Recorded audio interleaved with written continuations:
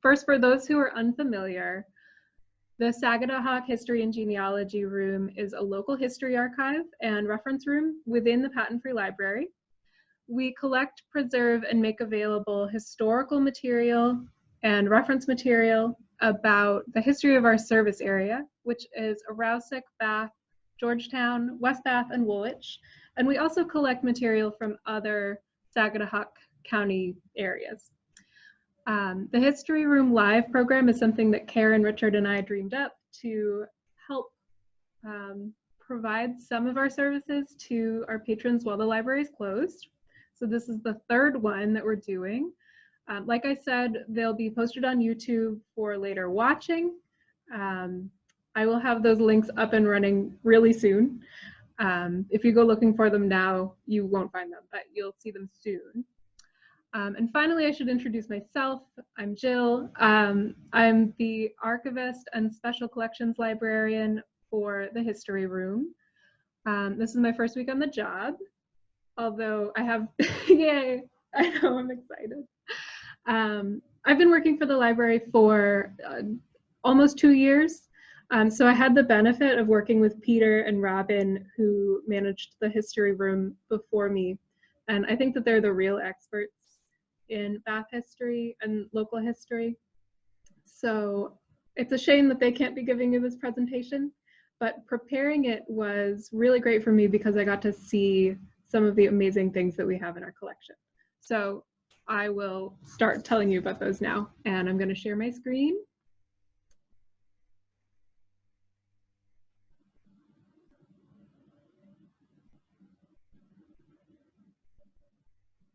Here we go. And apologies for any technical difficulties because this is brand new to me. Let's go back to the beginning. So we've talked about this. It's History Room Live. So here's what we're going to cover today. I'll talk a little bit about the perspective that I'm coming from. I'll tell you a little bit about postcard history in the United States. I'll share some resources for doing your own research, and then I'll do a little show and tell of some of our collections. Amanda is going to give me a break in about half an hour and do a little do-it-yourself postcard demonstration so that you can learn to make your own postcards at home, and then we'll have time for questions and answers. And I hope that some of you brought some postcards of your own to share with us. So first, perspectives. As a librarian, I am not an expert on postcards. I just think they're really cool. What I do is I help you find the materials that we have, like these postcards, and I help you find the information that you need to use them for your research. As an archivist, unlike a collector, I'm not really concerned with the monetary value of our collections. I don't really care so much about the rarity of the collections, although if somebody wanted to give me like the Declaration of Independence, I might consider it. What we're really interested in is informational value. And that means, what can this item tell me about the world, and what can it tell me that nothing else can tell me? What is the unique information here? So to collect items like that, archivists work with collectors and researchers in order to build the collection and interpret the collection. So if you are a postcard collector, talk to me. You probably know more about it than I do. And like I said, postcards are really cool.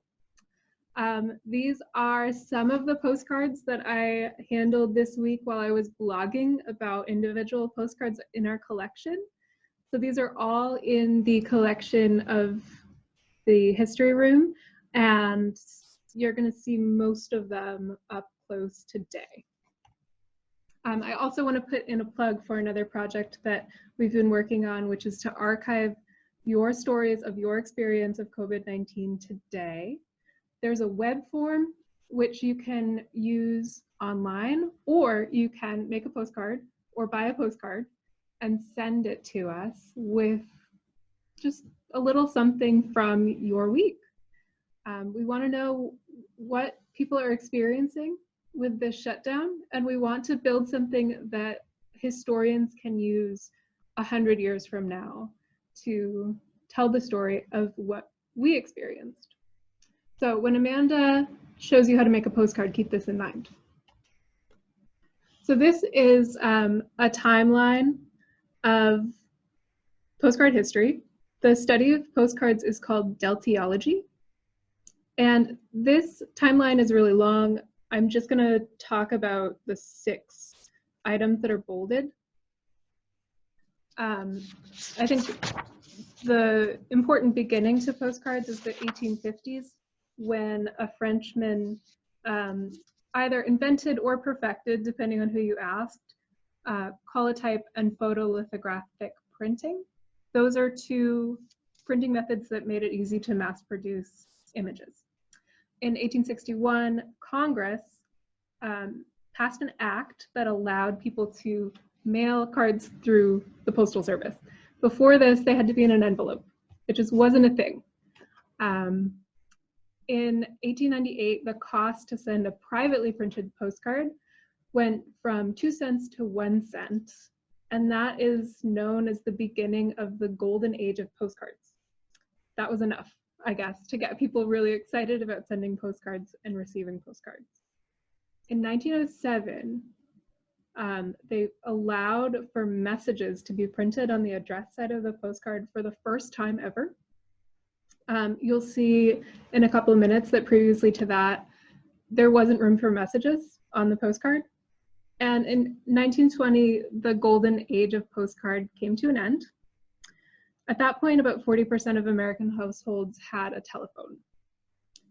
I'm also going to mention that in 1943, Ray Johnson started experimenting with mail art, and I don't know if he sent any postcards himself, but he founded the New York Correspondence School, which inspired a bunch of people to start doing funny things with the mail.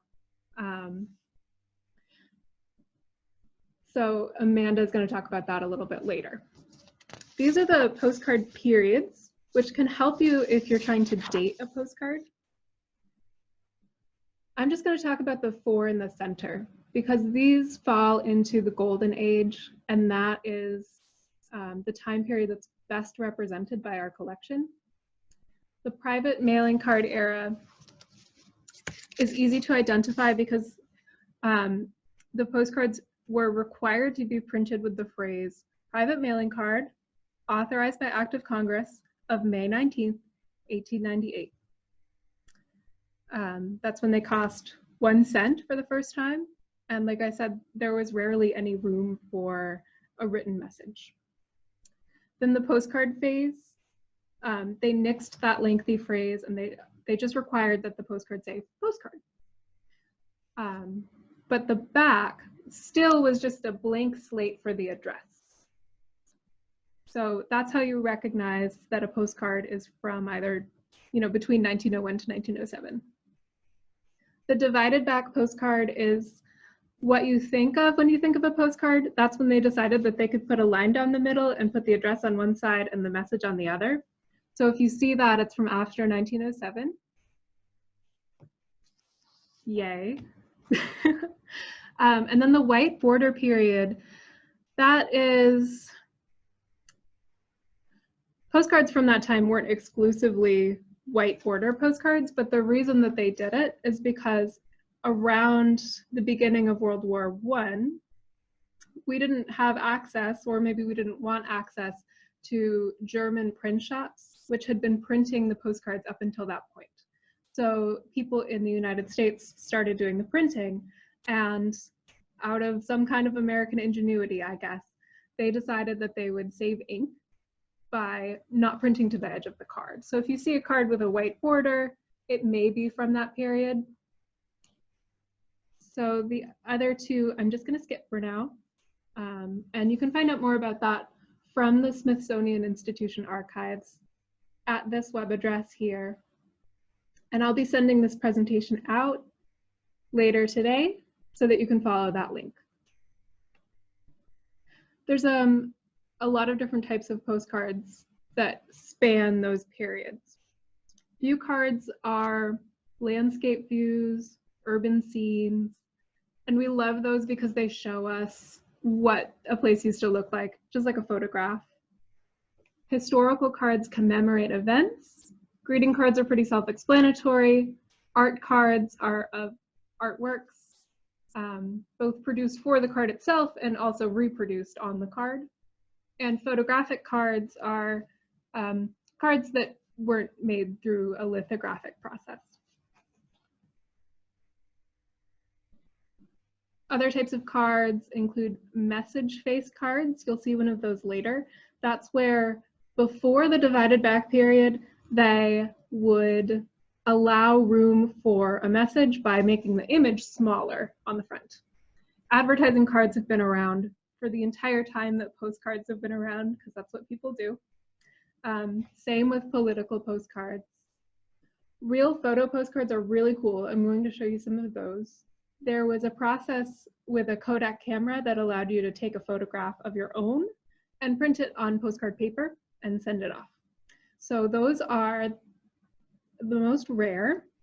And I guess this is a situation in which I do care about rarity, because this is unique information on a real photo postcard. QSL cards are really cool. I found these in the collection and I had no idea what they were, so I looked into it. And ham radio enthusiasts would have these cards printed up, and when they heard somebody else's radio broadcast, they would send their card, like a calling card, to say, hey, I heard you, because at the time there was no other way for someone to know how far their broadcast was reaching. So that was a wonderful system for radio enthusiasts to communicate with each other.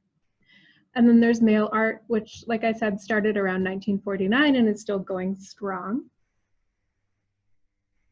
This is a fun piece of mail art that I came across. It's called The Postman's Choice by Ben Vautier. And this is the front. I don't know if you can see my cursor. Will you wave if you can see my cursor? Yeah? Okay. This is the front and this is the back. And you could put an address on this side and an address on this side, and it was up to the postman to decide where it went. I think that's hilarious, and I love that it just plays with the system. So that's one thing that I mean when I talk about postcard or postal art, mail art, but there are lots of other examples that Amanda may be sharing with you in a little bit. So if you want to do research on postcards in our collection, this is just a sampling of some of the collections that we have available. I made some notes about these because it's a lot to remember.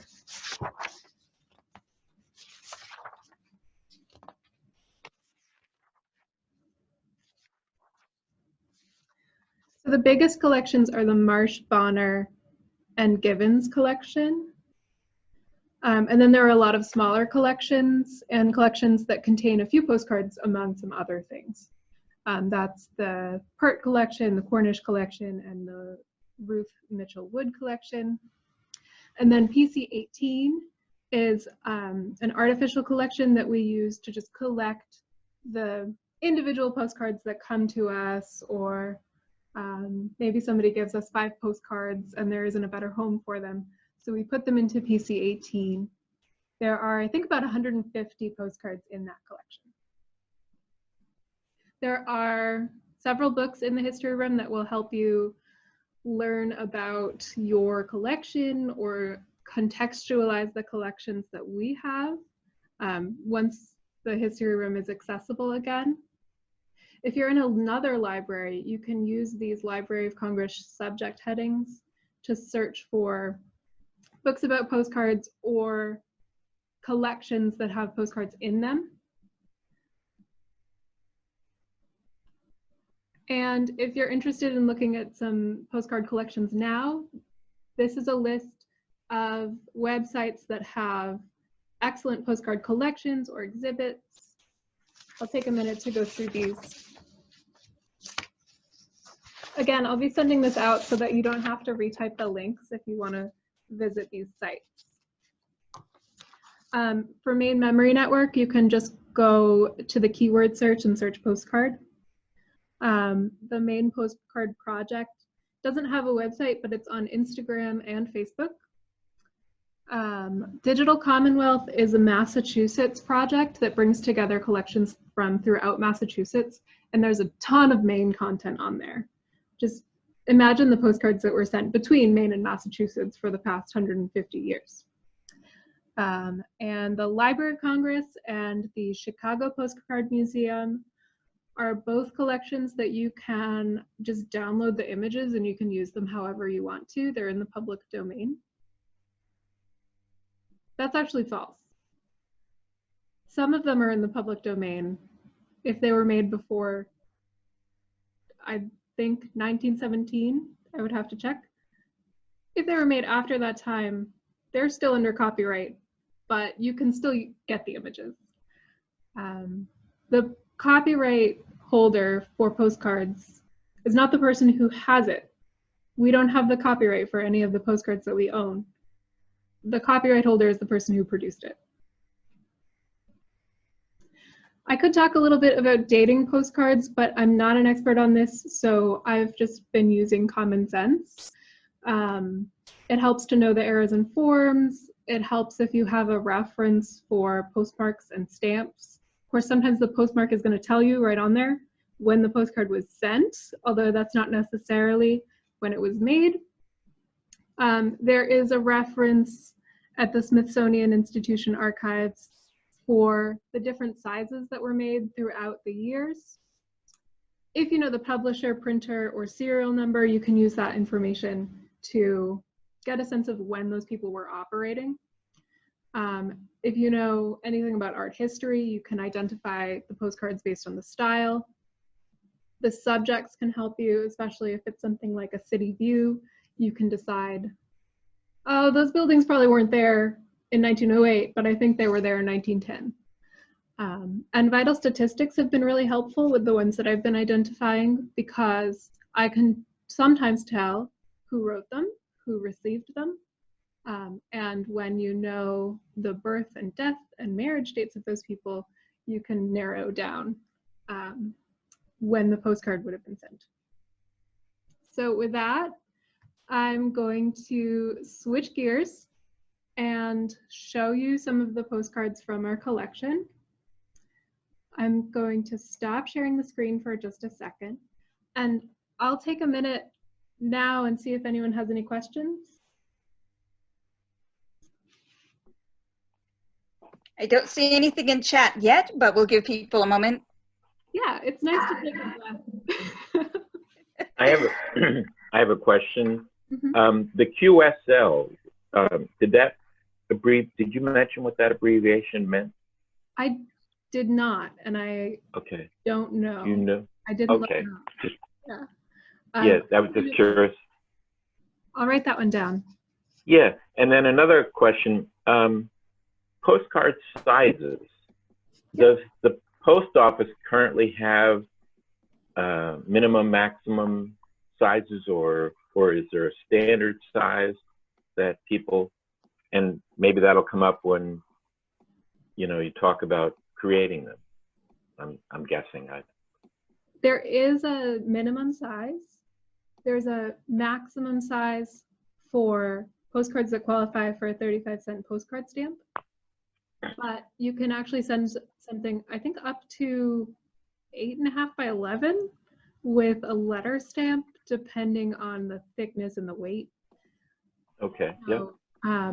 Amanda, do you have the specifications at hand? Oh, you're on mute.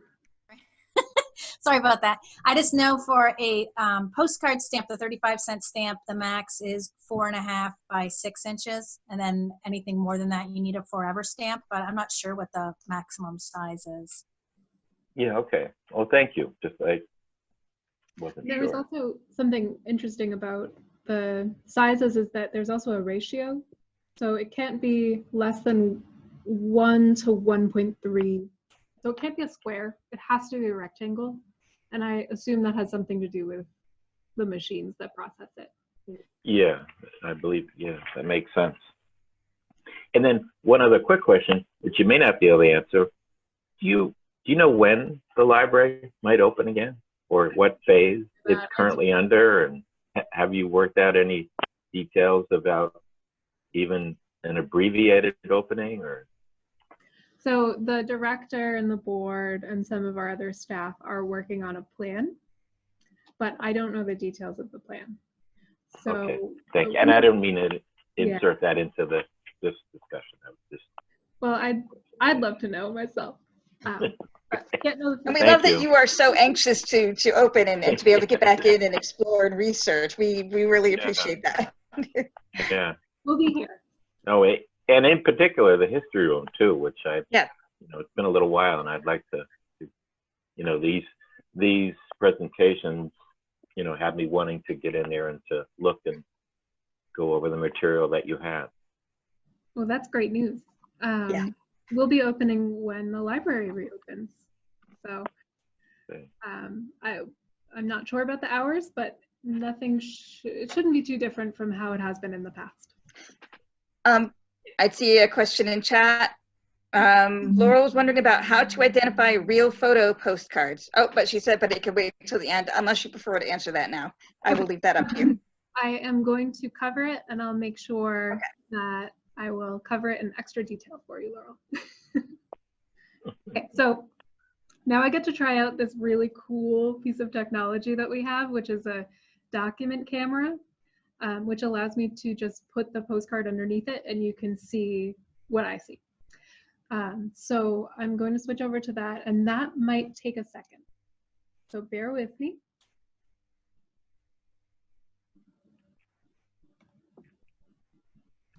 Okay, do you see my fingers? Yes. Awesome. So I had a really hard time narrowing this down, and I hope that I can get through these in the right amount of time. But will someone keep an eye on the clock and tell me when it is 4:40? All right, you got 10 minutes. Okay, let's go.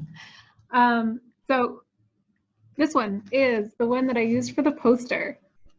This is what I used terminology for this. Does anyone remember it? The white border, or? That's not the white border. It is.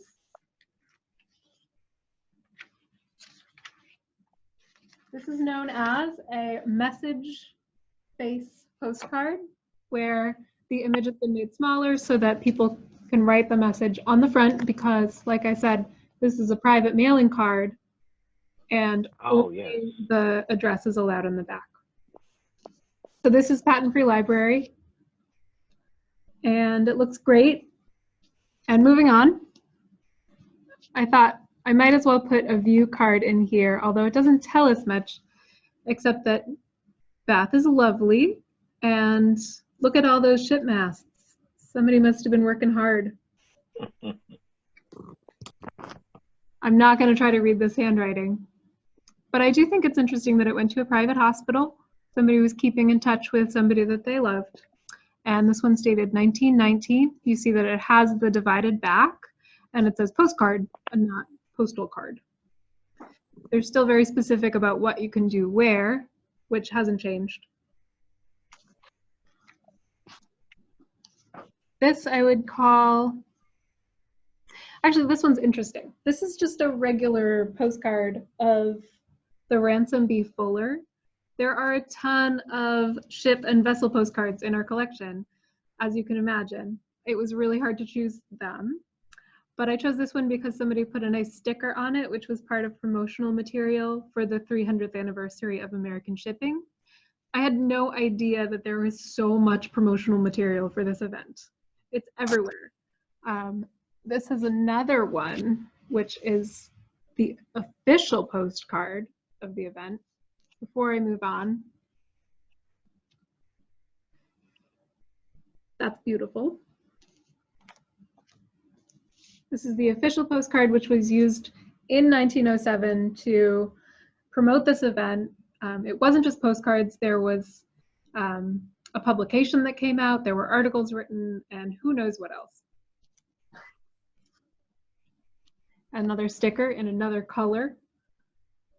And this was 1907, so it was just before the divided back period.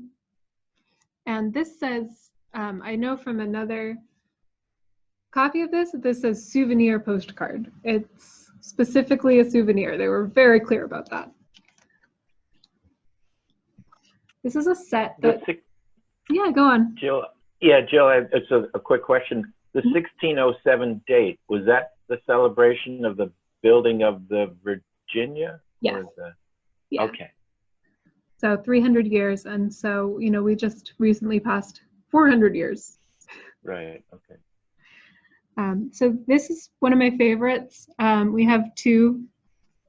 This is Morse High School, the original Morse High School. And I love this because they did this really cool, I don't know if you can see it. It's like an iridescent finish that looks like a sunset. And it's really fun because it lets you know that school is not in session because it's evening.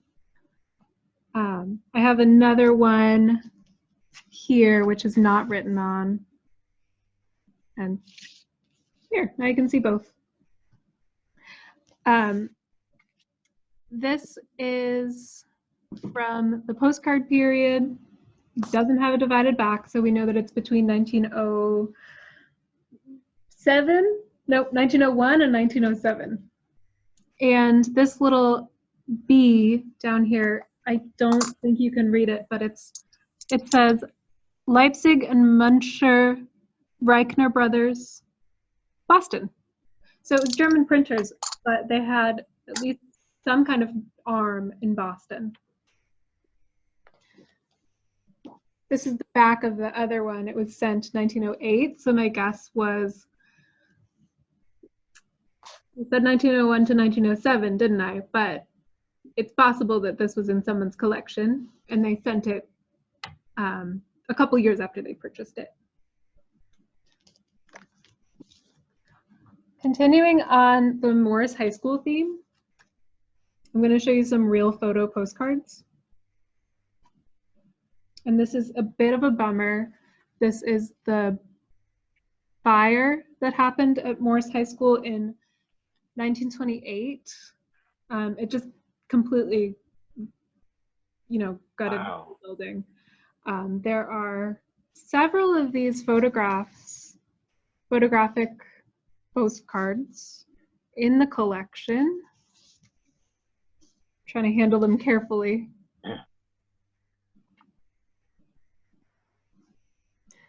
And a third one.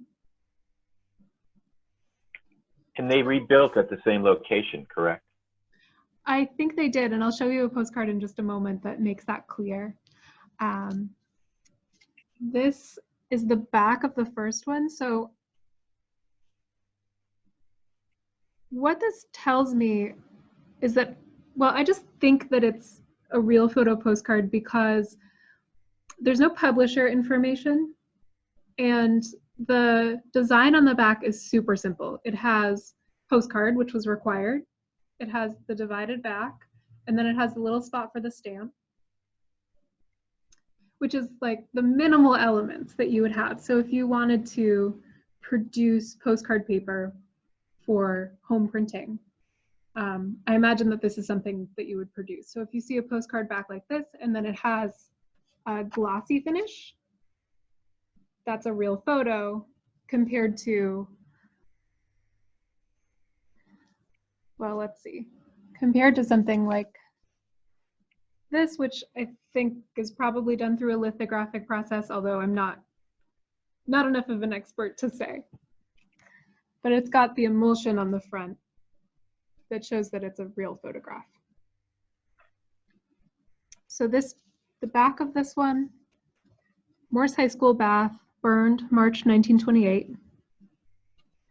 This one is interesting to me.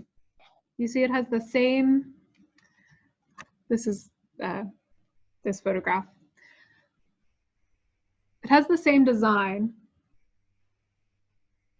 And this message says, Morse High School burned early in the morning on Monday 24, 1928, total loss of contents. And this one, there's an embossed stamp here that says Douglas photo, or it says Douglas Bath, Maine. And Douglas was a photographer during the 20s, 30s, and 40s in the area. He had a shop, and I'm assuming that he took this photo and he wrote this on the back. Of course, it wasn't posted, but I have to wonder if this would have been a really great way to communicate with newspapers at the time. You could take the photo and just, drop it in the mail. It is now 9:40. Oh, Whatever time. 4:40. Sorry. I talked way too much. There's like 40 more postcards. I show 4:35, but maybe. Oh, it's 4:30. 4:35. Oh, sorry. Maybe my time. You know what? My clock is probably fast. I forget. All right, let's speed up. You have roughly 4 or 5 minutes. Okay. One observation on the ones you say that weren't mailed. They may have produced a number of them which were mailed, and that was just kept as a record. That's a great point. Yeah. For someone for that purpose, just a record of the card. And I was saying that a real photo postcard would be unique, but it's really not unique. It's as unique as the number of prints that you make. So if you're Douglas Photo, you have the ability to make a bunch of prints. So it may not be too unique, but it's unique enough that it's pretty cool to have. So this is the new Morris High School, and just for comparison, the old Morris High School, the new Morris High School, I love that they just said, okay, well, we'll show people that it's basically the same. Of course, the roof line is different, and a lot of the other architectural features are different. I want to mention something about landmarks. This is the Bath Military and Naval Orphans Asylum, as you can see by the label. And we know that because we recognize it. This postcard, which I'm just going to lay right over it, is labeled Old Ladies Home, but that's really suspicious because they look the same. And then this is the actual Old Ladies Home. So postcards, this is one that was actually printed in Germany. You can see made in Germany right there behind the really faded writing. So they probably just made a mistake, and that's okay because we know what's true. I have to share this one. This is because it says Corona, but it's really neat to me, aside from that fact that this is Douglas Photo again. Somebody decided that they were going to take a picture of this amazing thing that was happening, and then they decided they had to share it, and this is how they did. Okay, just before we run out of time, this is one of the, what did I call it, a Q something? QSL. QSL card. There's 3 here, but there's about, 40, I think, in the collection. I like this one because it's got the wood grain. There was a form on the back of some of them where you could just kind of fill out, oh, I heard your radio broadcast from here on this date at this time. And then others would have just a stamp that said, hey, here I am, and this is what I've heard.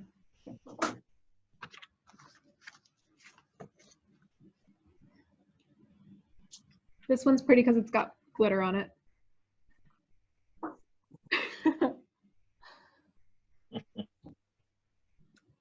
Okay, I'll show you my favorite, and then maybe we'll have time later for the other ones.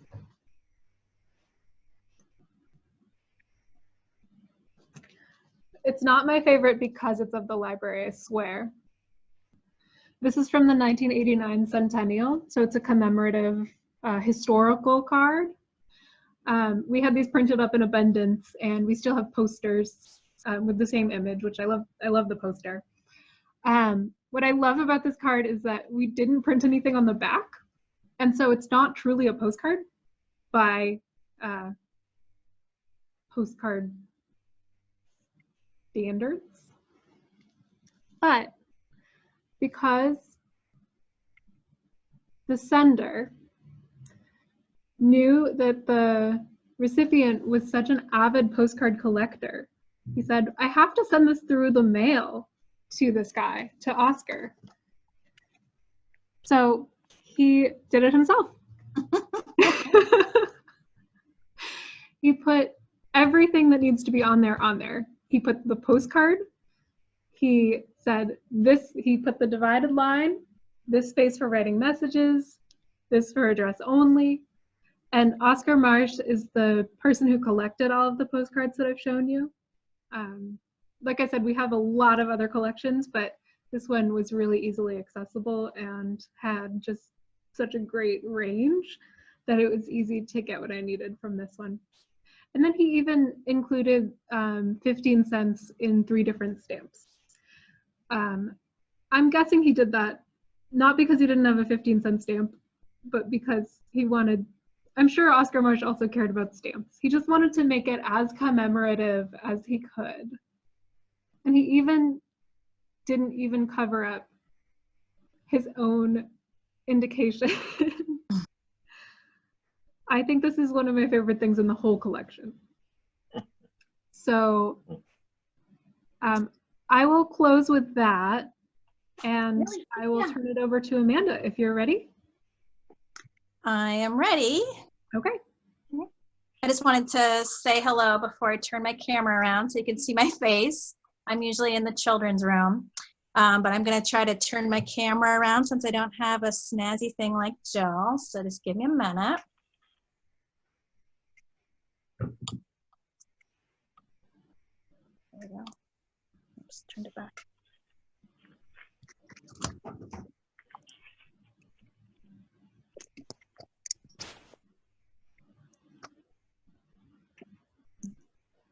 Oops,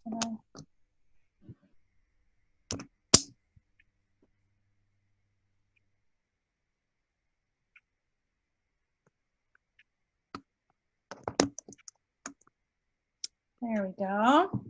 Except you're upside down, but I think I'm right side up. Or do I need to turn?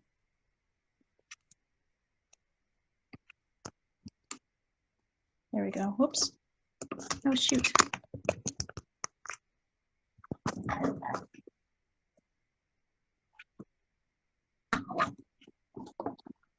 All right. Now I think you're right side up, and I'm right side up, correct?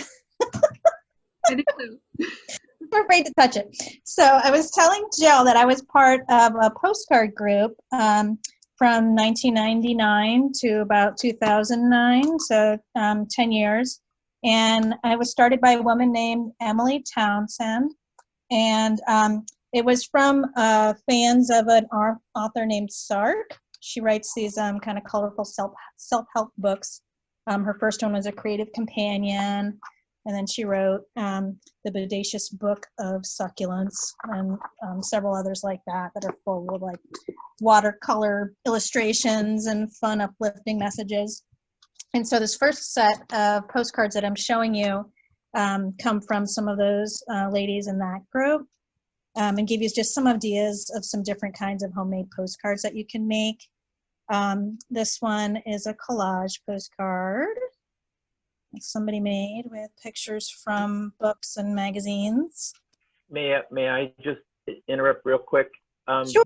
Jill, can Amanda share her screen so it goes full size, or am I just not seeing it full size? I'm doing it from a phone, so I don't know if that's why. Oh, well, okay. Then there may be a restriction on whether you can. Another option, Rory, might be to within the view, how you view people, put it on speaker view.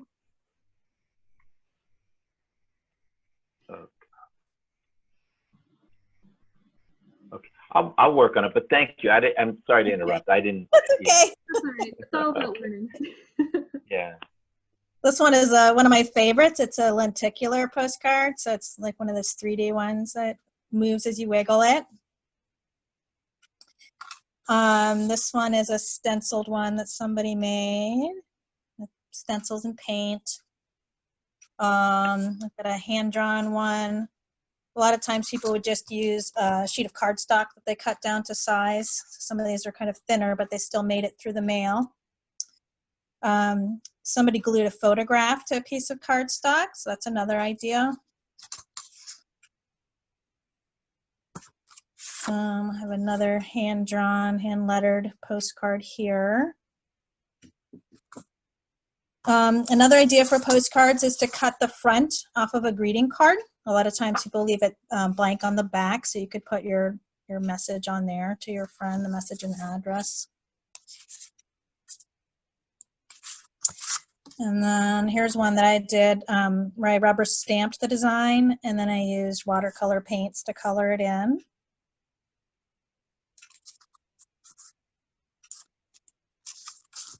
Let's see, I've got one more cool collage one here I'll just share with you guys.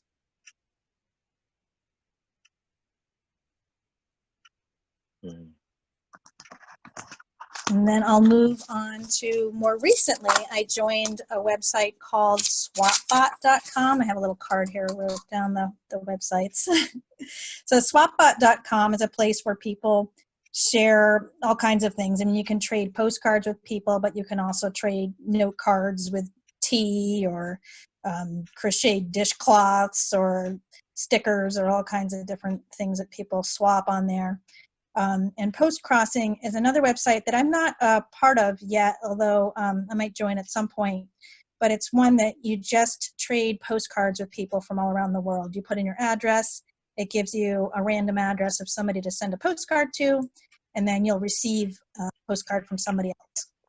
And I think every time that you send one to somebody, you'll be put into the drawing for somebody to send one to you. So it works that sort of reciprocal way.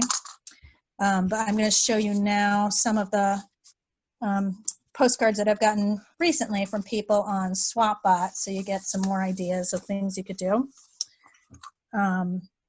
Again, here's another collage one that somebody sent me where they glued papers on a piece of cardstock.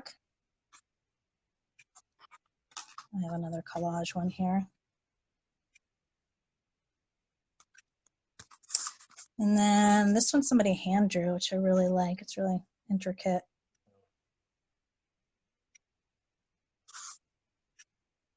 Here's one somebody painted a design in the background and then they stenciled a butterfly on top.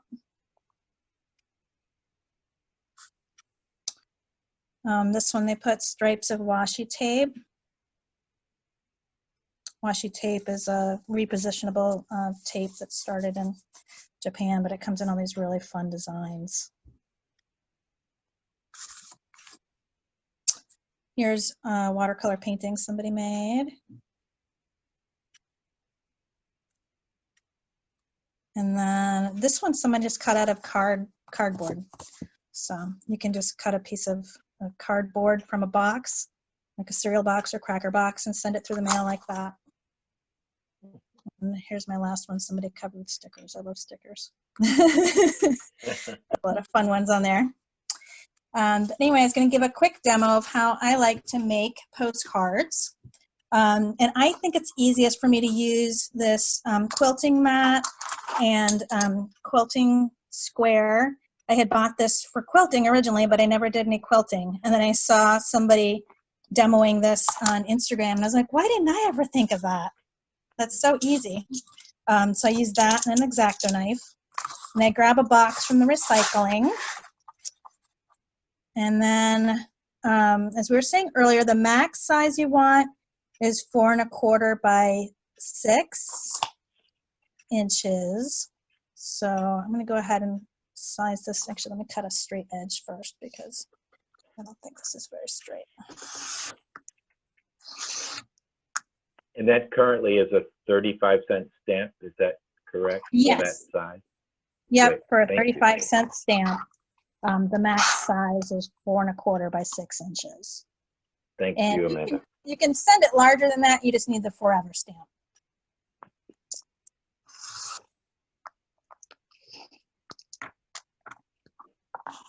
All right, so now I have some straight edges. So let's see.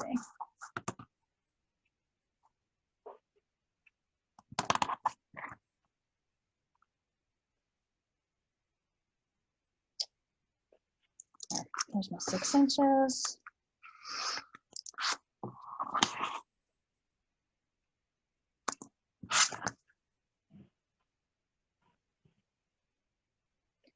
All right, and then once I'm done, once I have my cardboard at the right size,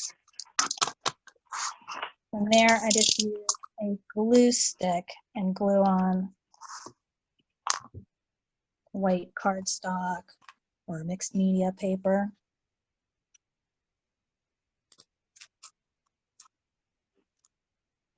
And I find it easiest if I put the glue on the postcard that's the right size, and then I lay it on top of my paper. And then I can cut around the paper with some scissors.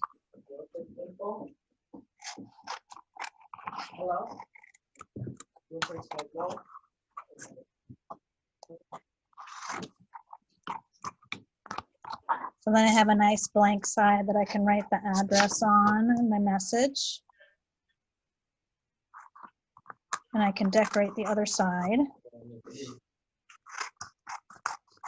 And then I've been really into doing collage myself lately.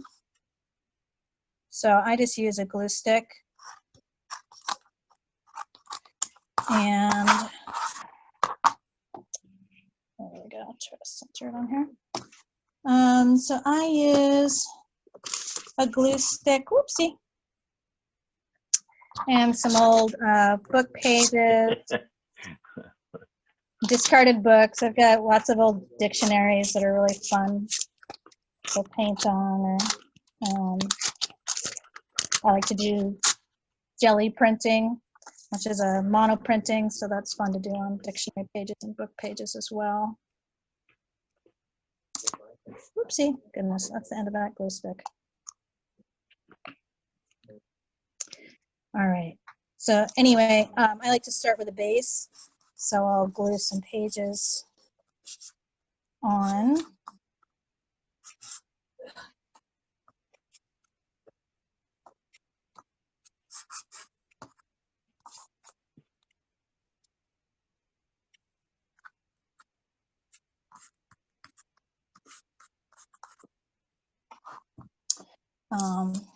Here's a piece from a old jelly print that I made.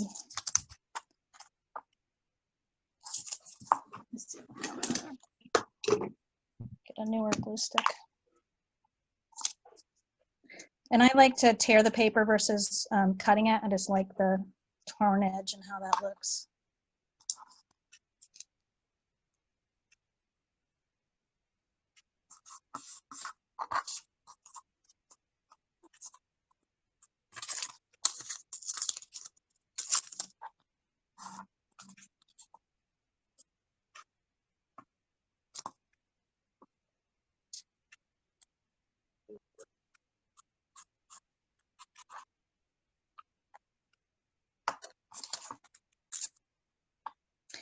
And then usually once I get, I'm at my art table, so I do have another glue stick within arm's reach.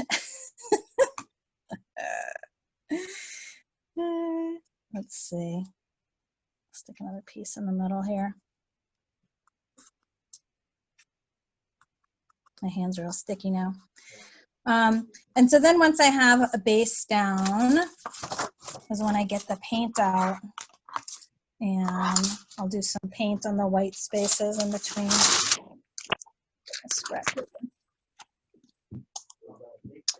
And I like using these flat brushes, and I'll just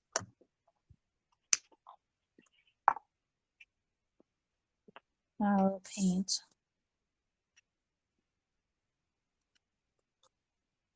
And usually I didn't get out my stencils today. Usually I would do some stenciling on top. And I add some washi tape.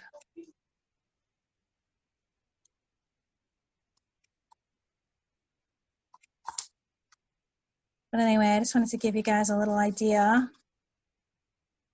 of one thing you could do to make your own postcards.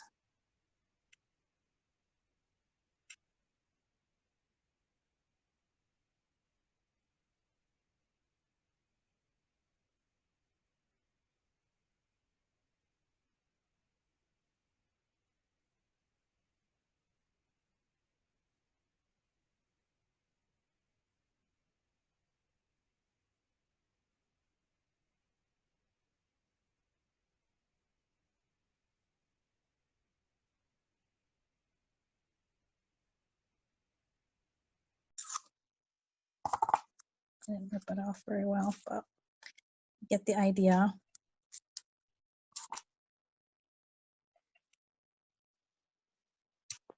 I'll try the other one. There we go.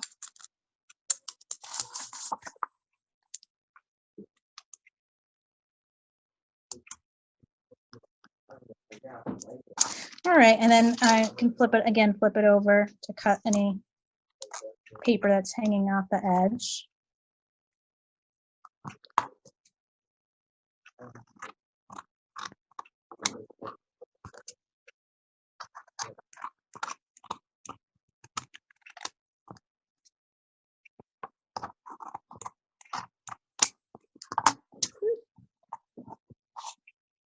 And I have a card. Yay! Yay. Very nice. Very nice. It looks so easy. Amanda, I want to give people a chance to ask you questions about this process, but I don't want to lose the opportunity to ask you about the postcard fairies. I know you mentioned it in the beginning, but will you tell us a little bit more about that and like what it was like to send and receive postcards in the 90s and the 2000s, what kind of things people were talking about, or your good memories from it? Sure.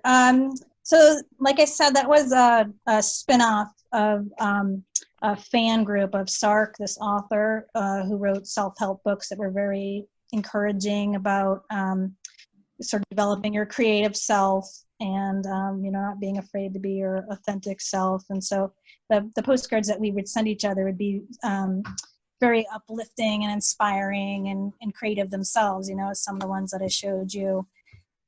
So I think, you know, we would kind of ask each other about each other's lives and kind of catch up through the mail, and, you know, you'd kind of pick up where that conversation left off with your next postcard to somebody.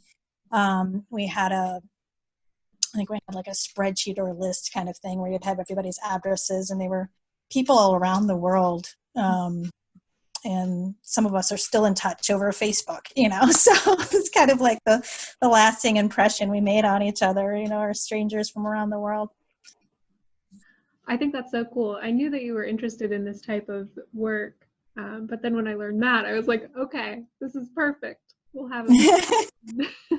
So at this point, I will open it up to questions. Does anyone have any questions for Amanda about making postcards, or anything about postcard history, anything at all? I just think it's wonderful what, Amanda, you were able to create so quickly, and a couple of us observed that you perfectly centered the cardboard image before you covered it up. You know, when you were creating that side, I mean, it was you know, I thought at first I thought that was going to be part of a background as when you were creating it, but then it got covered up. And I like the idea that you talked about, the sending and receiving postcards, you know, in the past, because I think, especially uplifting ones, I think one of the things that could be very valuable today is doing exactly this, and doing this in addition to the very immediate communication that we have on Facebook and other things, because this would allow us to slow down a little bit and not be so, you know, just responding immediately to things back and forth. And I think it's a form of communication that's sort of a lost art that I would love to see more people using, just to communicate impressions or things about their family, or, you know, or just, you know, words of uplifting messages and things. Yeah, for sure. And I think that's one thing that I really enjoy from doing the swap bot now. I just joined in March, so it's just been for the last few months. But I enjoy opening the mailbox and seeing, you know, fun mail in there, and kind of catching up with some friends that I've made on there. Yeah, and you get original art too, which is a real, Yeah. That's a nice thing too. I mean, that's, you know. Do any of you sometimes use, and I don't know if you would do, how you would go about doing this, but like pictures, like actual, either using actual pictures or finding a way to duplicate them to put on it, like a picture of a child or a family, or something like that? Like in real life, or something from a magazine, or? No, like an actual picture. Yeah, not from a magazine, but an actual picture, or even could be a location. Like if you've snapped your own picture of a really scenic place, or your family, or whatever it happens to be that you think the other person will be interested in, that you're sending it to. Is that something that any of you have, you know, maybe made a paper copy of it, photocopied it and made a paper copy of it and used that? Maybe that would be a way to go about it. I don't know. You certainly could. I haven't seen it. I haven't printed out a photo in years. My poor children, my boys are teenagers, and I feel bad. We haven't done much as far as photo albums go for them, other than their first year. Yeah.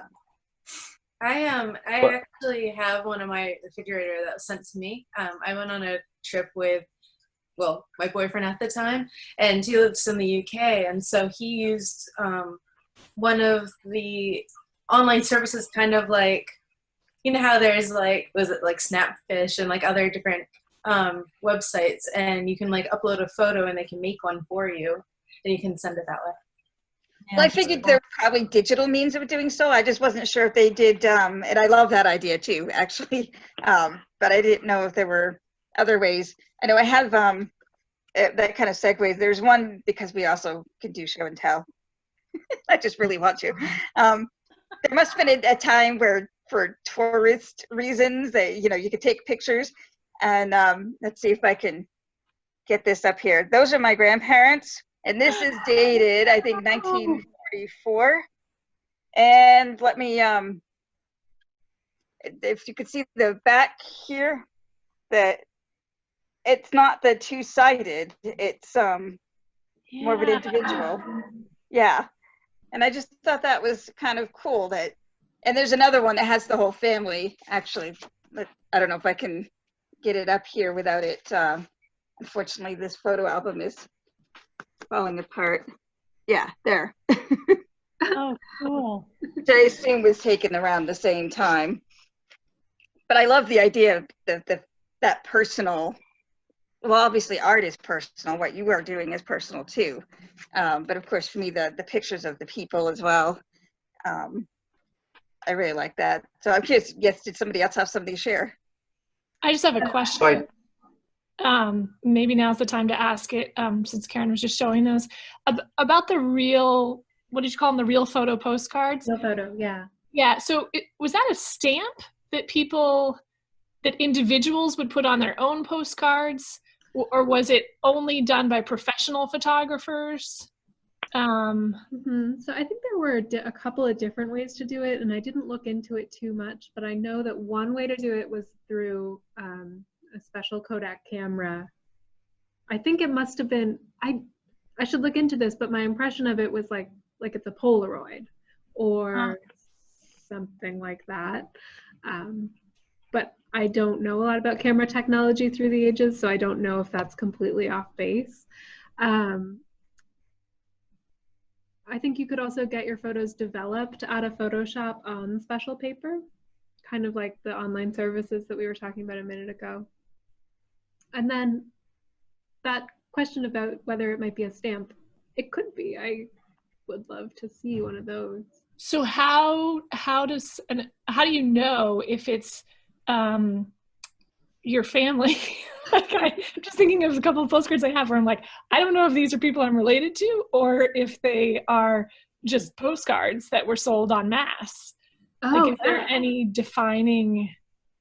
I think at that point you have to compare to some of the pictures that you have or family. Do you have any family members that might still be around and might be able to identify?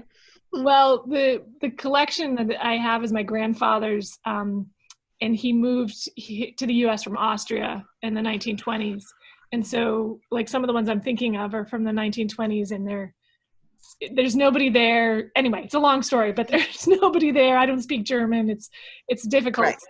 Identification process. So I just didn't know if there was anything, like on one of them I can remember there's like a little 4-digit code, and I'm assuming if there's like a little code like that it would mean that it's not an actual photograph of the family. But right, anyway, that could be the serial number of something that's mass produced.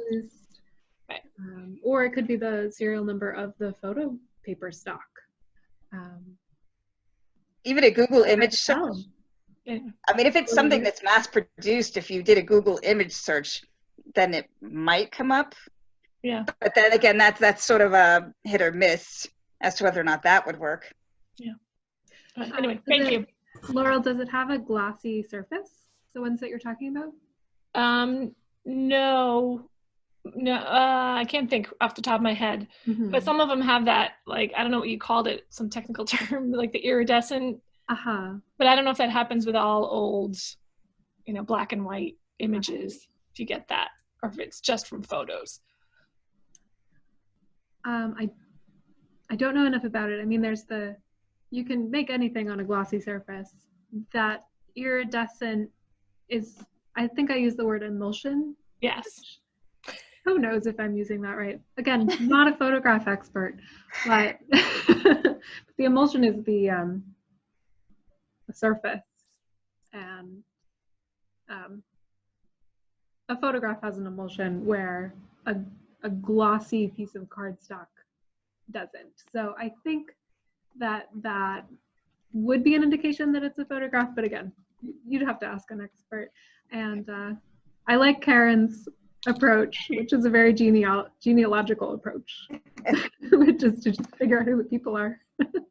Yes, you have other pictures that you know are family to compare to. I mean, that would be one of my first thoughts. Or, you said you don't have any older living family members here in the States. Okay, yeah. Or, I don't know. I guess that's all I've got, other than knowing who your family, who the ancestors are, and then seeking out pictures of them to compare. But share something? Oh, sorry, Karen. I'd like to share something just quickly. Yeah. I want to tell you that postcard writing is not dead. For those of you who know me, I teach 1st and 2nd grade in Georgetown. So life is a little bit different right now since I'm not with my kids. So this is what I'm doing. That's great. I am sending notes to the teacher, and these are so old because I've been teaching forever. These are like 2005. So you can see they've been kicking around for a long time. But that was my share, that I'm trying to bring it back. And I also have some Where's Waldo ones that are going out. So my kids, so my kids will be getting some Where's Waldo and some Arthur postcards. Love it. Great. Then my grandmother was very, very Catholic, and she had several that were similar to this. There's like a couple of whole pages of postcards like this, nothing on the back. So she was clearly just collecting, and they're a little bit sparkly, a little bit shiny. So they're kind of got this, so they're very pretty, I think. Does anybody else have postcards of their own? Oh yes, Laurel, what else? You have another question? Yeah, I just have one more question if we have time. Oh, I'm yeah. just curious how postcard collections end up getting donated to different institutions. Is the practice to donate all of a person's, all of the owner's collection en masse, or do they get split up so that, like, Bath would receive all of the postcards that are set in Bath, and the ones that are, set in San Francisco get sent to some organization in San Francisco, or do they tend to keep them together as a collection? That's a really good question. I think that in general terms, it's best to keep a collection together. And so if somebody wanted to donate a postcard collection here, I would definitely want to consider keeping it all together.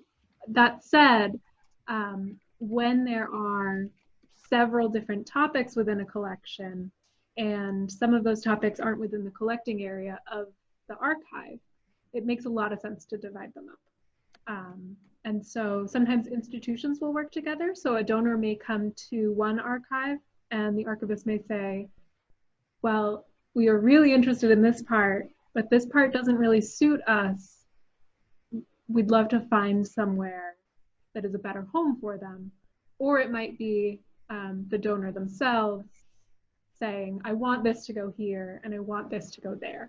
And that's also, the donor's wishes are very important as well. And so it depends on a lot of factors. Generally, of course, you will find collections in archives all over the place that don't have a topical connection or a geographical connection to the archive itself. But generally, we like to keep things, we like to keep our collections on track, if you know what I'm saying. So does that answer the question? Yes, thank you. Yeah. I'm just looking at this, stack of my grandfather's postcards, and because they came from all over the world, I'm thinking, just trying to sort of figure out where they would live. Yeah, and you mentioned this to me last week, and I meant to answer that question as well. Even if an archive doesn't have a connection to your collection, archivists are really connected to each other. And so if you wanted to get some help with deciding where your grandparents' collection should go, you could take it to your local archive. You could bring it to me. We could talk about it, and we can identify some places that might be interested, or some places that you would be interested in donating. Great. Thank you. Just started a whole new line of business for you. Anything I can do to get more things preserved. You don't have to be here, right? I'll share one. This is just super simple. A friend of mine, let's try this one. It's just a watercolor painting on some watercolor paper of a deer. And I'll just cover up my home address. This is Strathmore produced paper, and they've put the lines in. So this is another example. The line is there. There's address lines as well. So that's something that you can purchase, is just watercolor paper that you can just turn into a postcard. Of course, you can just use regular watercolor paper. So that's another example of a do-it-yourself.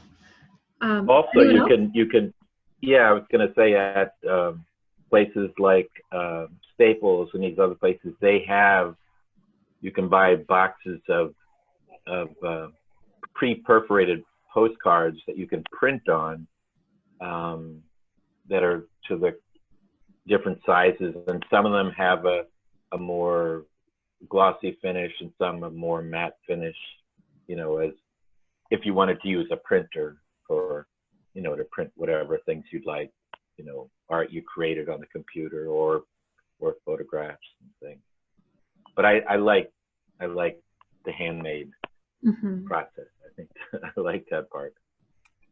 And the And then- recycling. Yeah. Sorry, Amanda, go on. I was just gonna say, I meant to mention too, if you want to go the handmade route, I bet the Mix in Brunswick is an art supply store, and they would have pre-cut postcard watercolor paper if you want to go that route.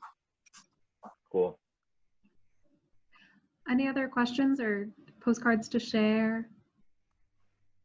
I'll share some, I guess. Actually, I have quite an extensive collection, and I thought I had more time than I really did gathering them. I actually wrote down about some, but as well. But this is part of my older collection. These are super plain, like they don't have anything on the back, but the postage is directly on the postcard. Mm-hmm. So this one is Abraham Lincoln, it's 4 cents.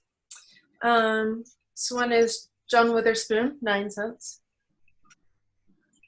And then this one is, it says, first U.S. postcard adapted to commemorate its 100th anniversary, 1873 to 1973.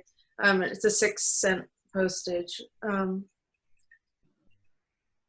And that says postal card, which there's a distinction between a postcard and a postal card. And maybe you know this. But the term postal card applies only to cards that have pre-printed postage. Oh, neat. Yeah. So another collection that I like is Jatoy Choo Choo Cat.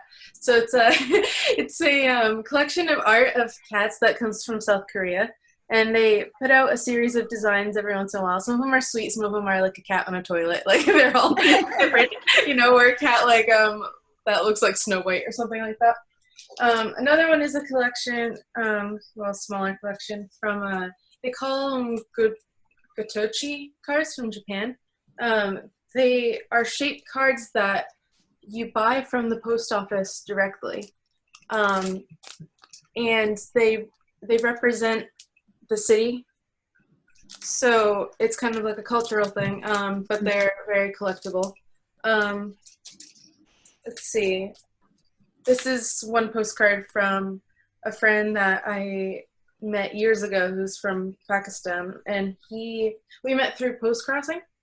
And so I got to actually he was in college at the time, so I got to see him go through college, graduate, get engaged, have his first child, and I got invited to his wedding and everything. So it's kind of cool how it connects people around the world. But this is one of them from Pakistan, and I really like that one because when people see that, they tend to comment that they thought that it was mostly desert there. So it's really nice to kind of change people's views. And for some of the quirky ones about this side of postcards, I have collections of ones that are like jigsaw puzzles that you write on them and then you undo them and they put them into the envelope, and they require a little extra postage because of the thickness and unevenness. There's wooden ones that I really like. And sometimes there's like cork and stuff like that. I've made knitted ones. I'll do a knit design and then I'll stitch it to a thicker paper that can handle it.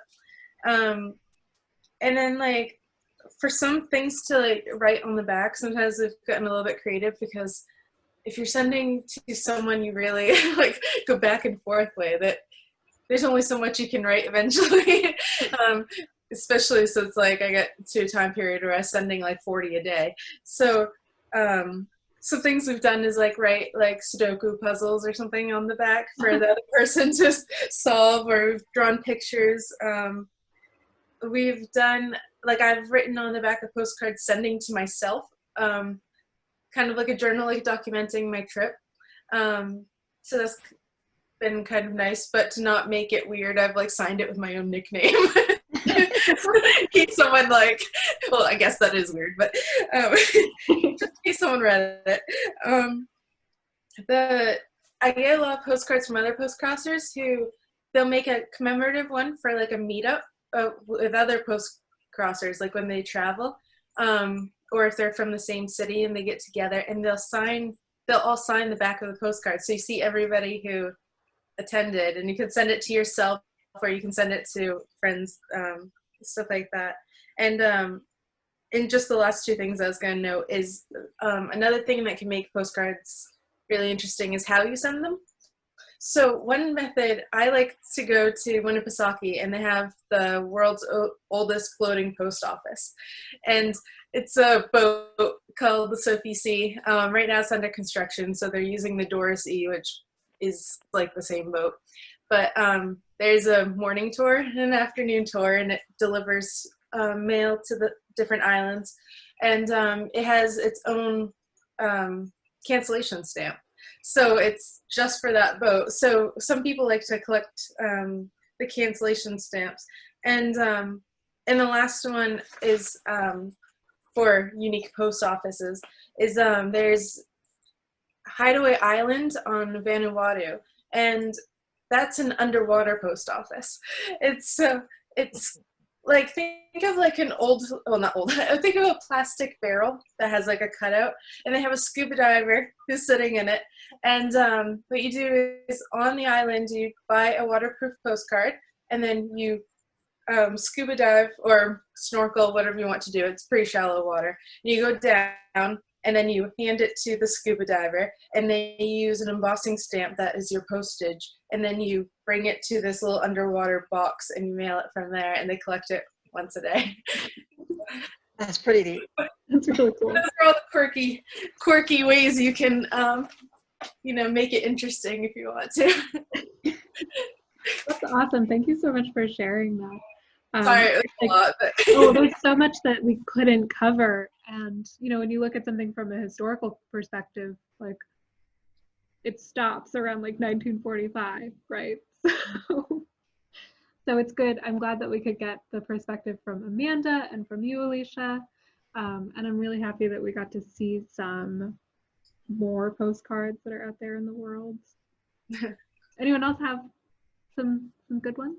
I actually remembered that I have this one too when you were talking, Alicia, which is it's a little thick. It never went through the mail, but it's a photograph that's been sewn to cardstock and with a sewing machine. So this one I kind of treasure because it was just a really nice note from a friend who put it in my mailbox in college. So that's another fun way to bring some textiles into your postcard making. If you're a textile person.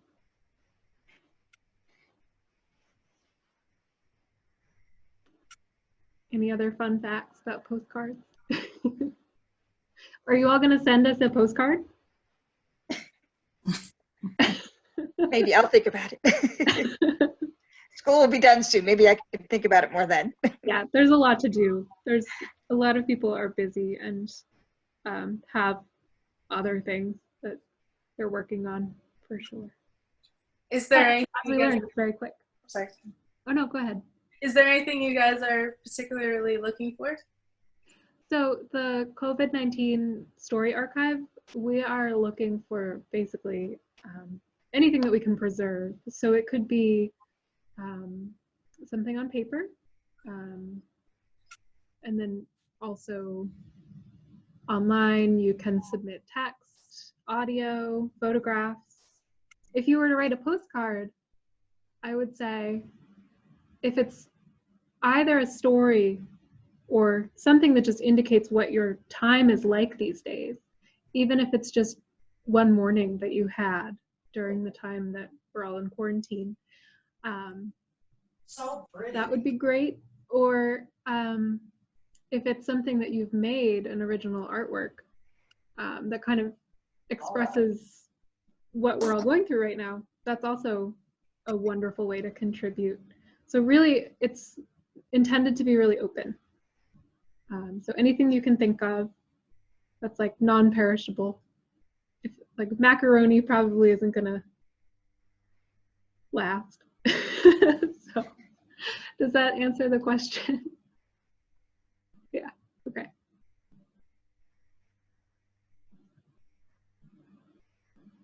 Oh, thanks, Susie. This was really fun. I hope to do more with the document camera, so stay tuned for that. It's 5:24, so we've gone over time. Do you want to mention next week? Are you calling it Coffee with Jill, I believe? Yeah, I haven't quite decided yet, but I thought since I'm new to the role, and since there's a lot to do, I wouldn't prepare too much for next week, and Karen and I would just kind of be available, and we can talk about donations, we can talk about resources, we can talk about digital libraries, we can talk more about postcards. So next week, 4 o'clock on Friday, we'll be here.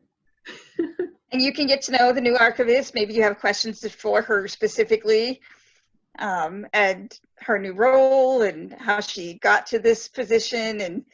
But I love the stories, so that's kind of how I come at it from. But yes, obviously open to whatever else you folks may want to talk about. Yeah, we could talk about me, we could talk about you, we could talk about reference questions that you have, research areas that you want to consider, programs that you'd like to see. So I'll be publicizing the next one very soon on Facebook, and you can always email. So I guess I'll sign off and say see you then. Sound good? Right. Thanks everybody for coming. Thank you guys so all. much. Yeah, thank you all. It It was was a lot of fun. All right, take Bye-bye. care, everyone. Thank you. Bye, Internet.